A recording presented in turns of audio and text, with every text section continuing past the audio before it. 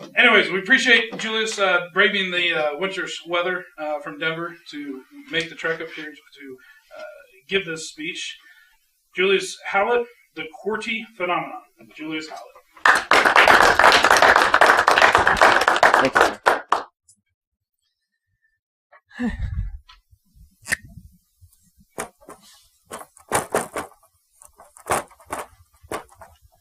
Does that look familiar to anybody? That's right. These are the letters that are located in the upper left-hand corner of any keyboard that you will find on the main market today, with the exception of perhaps a Dvorak keyboard, which are very rare. I don't think I've ever seen one before. And I'm very curious, as you probably are, where did these arrangement of letters on our keyboard come from?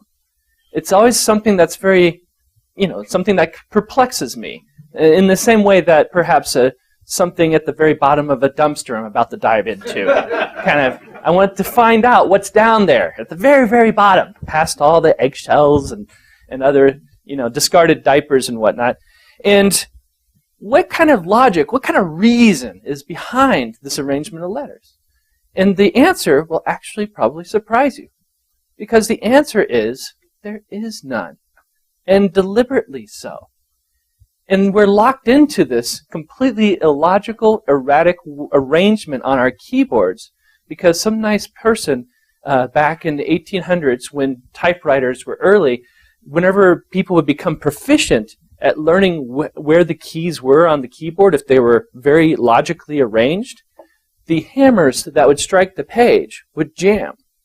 And people would have to reach in there and pull them back and start typing again.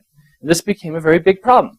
Somebody thought, well, to overcome that, let's just willy-nilly scatter them all over the place, and people will be doing this all the time, forcing them to basically have a typewriter that won't jam.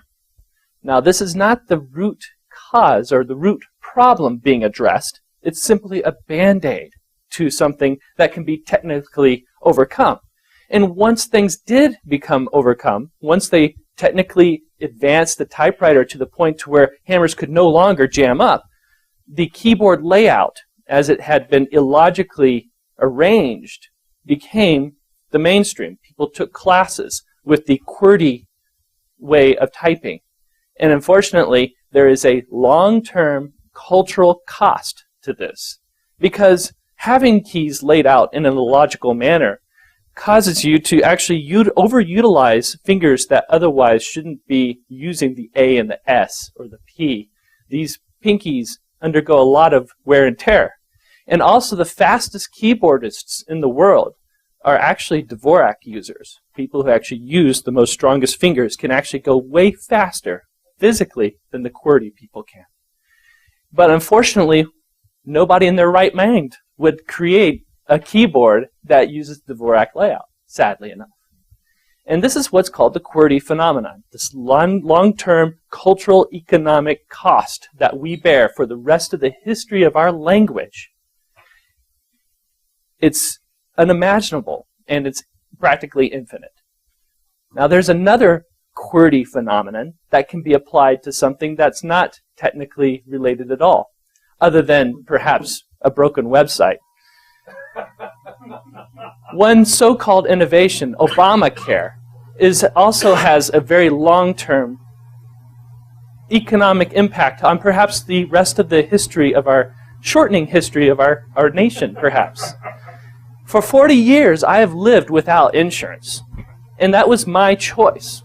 I have balanced my lifestyle with how much risk I was willing to take, how many rooftops I was willing to jump off, perhaps risk breaking my arm. These are all risks that I personally absorbed. And I did not pay for insurance because I just thought the cost of insurance versus the risk of breaking an arm or losing an artery did not outweigh the cost. So I chose not to. And over the 40 years, I've put myself through college. I've had to freeze up a lot of finances to make those decisions, to pay off my mortgage, to buy an airplane, to fly it around every day. It's a ton of fun. I live a pretty good life.